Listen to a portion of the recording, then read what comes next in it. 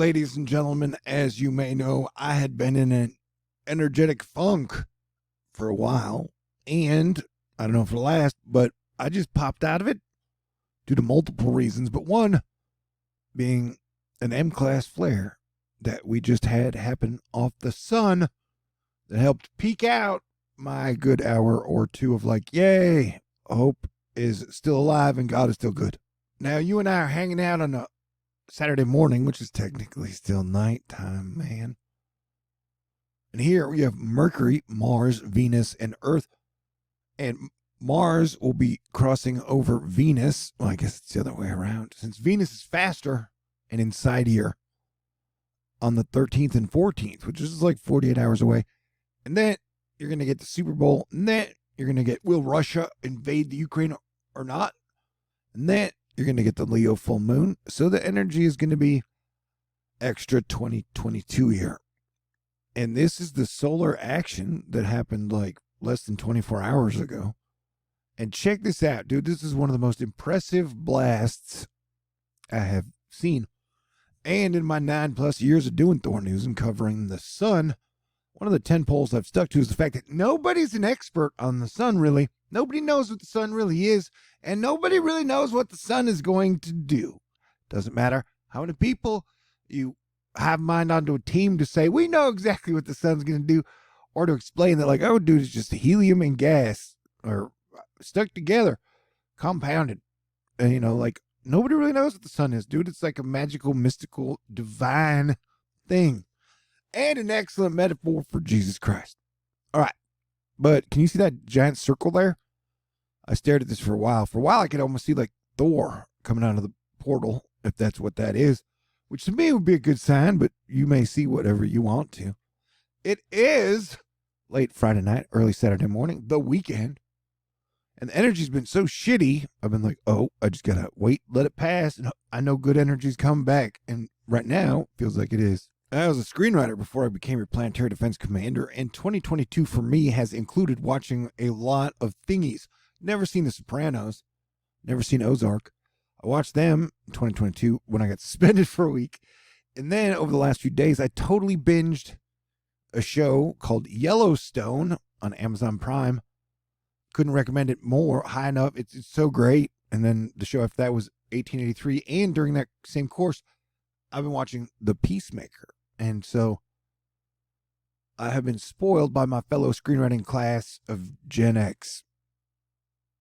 And so I just finished the 7th episode of 1883 and the 7th episode of Peacemaker. And then the M-Class flare hit. And so I'm here with you. And we are just looking at all the data that is coming around the mountain. She'll be coming around the mountain when she comes. And so you just got tons of shit popping off, flying off, and we had another M-Class flare, as we have 6 sunspots on the sun right now in a solar cycle that has been surprising everybody. And it's like I said, if you bet on the sun, which I think is our guardian, our protector, and loves us, that you bet on the sun to be good when we need it, or you can bet that on total doom. Anywho, I believe miracles are possible. And so even though it looks like we're traipsing into World War III, I think that we will avoid it. That's what I'm trying to say, I guess. But yeah, so Mercury just crossed across Pluto. We've had heavy energy. And now you got Mars, Venus about to cross each other. This is a weird black and white and gray outer space camera NASA gives us. I appreciate it. But yeah, dude. So you got Earth, Venus, and then here come Mars and Mercury. And then I always talk about, it's like, this is Earth, and this is the guy that wants a good kiss, romance so bad, and I guess this woman lives on Venus, so he is parachuting across or light sailing across to Venus. It's like, I'm coming, baby. Our lips shall meet again. And the show Yellowstone, 1883. Oh yeah, and it's the American Pluto return on the 22nd. And so that is the one Plutonian year of where Pluto was when America was formed in 1776.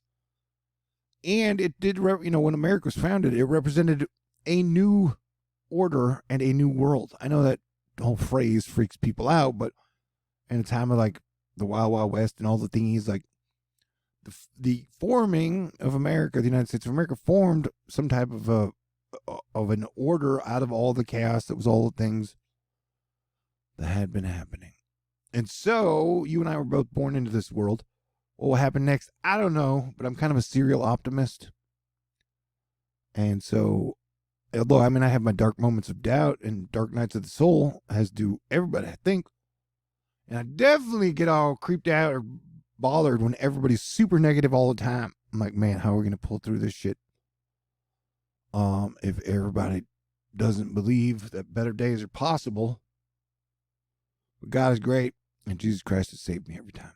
Although this is THORnews, you're free to believe whatever the fuck you want, bro. Whether it be the pro-choice, like the medical stuff or whatever, man. I ain't forcing my belief on anybody else, just telling you how I get through my day. Yeah, dude, this is all crazy shit. And planets are so cool. And, you can't really see Jupiter and Saturn in the sky anymore. You can see Mercury and Venus and Saturn, Mars, if you find the right spot, right time. But yeah, if it's a big battle between darkness and light, the sun is definitely badass on our team.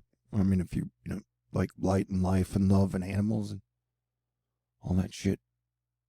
Good times, laughter. Cake? I don't know why everybody's a cake hater, man. In frosting. Oh my God. What a crazy year so far, huh? And I want to make a prediction with 4 planets being Pluto, Mercury, Venus, and Mars in Capricorn. I'm going to guess that the Rams win the Super Bowl. Well, I can't give you point spread or not. I think it's only 1.5, but boom. Yeah, here we are. We're watching the sun. What this is, the black disc in the middle is the occulting disc. The white circle is the sun. Down here is the sun, baby. And here is the cat hair of doom. So I've kind of broke. And then here, and then all the stuff you see is the light and the energy and the solar flares and the coronal mass ejections and the filament tears off and the solar birds and the magic and the wand shoots and all the things. Also, I get weird around Valentine's Day. So, because I'm still searching for love, in the time of plague and divide and conquer. And people are always like, stay optimistic about romance. Like, all right, I'll work on it. You know what I'm saying? There's a chance God made someone as cool as me, and then I'll run across them someday and they will be single and enjoy my kisses or whatever. I don't know, man. This video is free. I don't know what you expected. YouTube is pretty buyer beware. Although I do fundraisers. So if you I'm like, yeah, dude, I want more videos like this, you can make a contribution. Or if you're like, fuck that, then you can unsubscribe and down thumbs this video. I don't know, it's up to you. Free will, destiny, and choices. And everybody's always debating them, like, are we free? Yes and no. If I was free, I'd be able to, I could fly like Superman. I could go anywhere I want, anytime, and bullets would never hurt. See, I don't know. There are always limits to physics and life.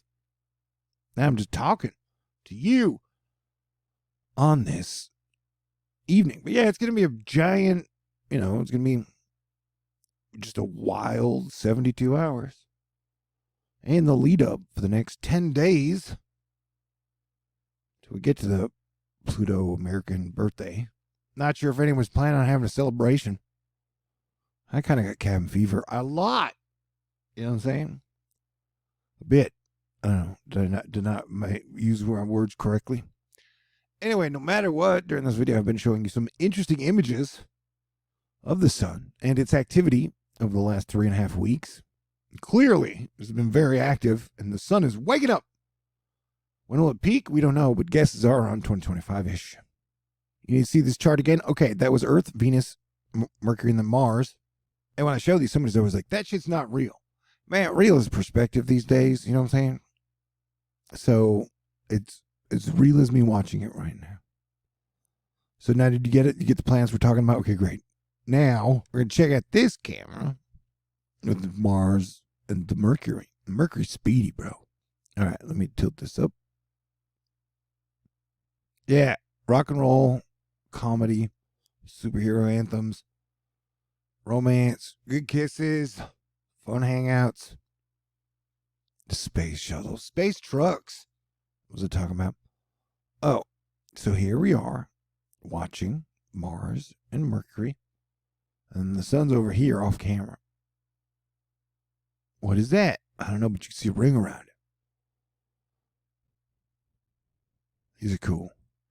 Anyway, the basis, the total scientificness of this whole video is just to say, hey, there's just another M-class flare. Another sign that the sun has been incredibly active. That's speeding on by. Ease on down the road. So I think that is Mars, and that is Mercury. And that is probably the M25, whatever. So the whole retrograding and direct is all relative to the observer. Are you aware of observational physics? That looks like an eye. The nose. Oh, that looks like a giant Saturn. I mean, from here, from my perspective. I don't know what you're seeing. Yeah, notice how. Yep. So just M-class flare and prepare for a super duper absolutely interesting 7 days from now. And then we got those two giant storms, or one storm, 2 days, coming around the 17th and 16th. So let's everybody be ready. Okie dokie. Sounds great. God bless everyone. Have a great and fantastic evening.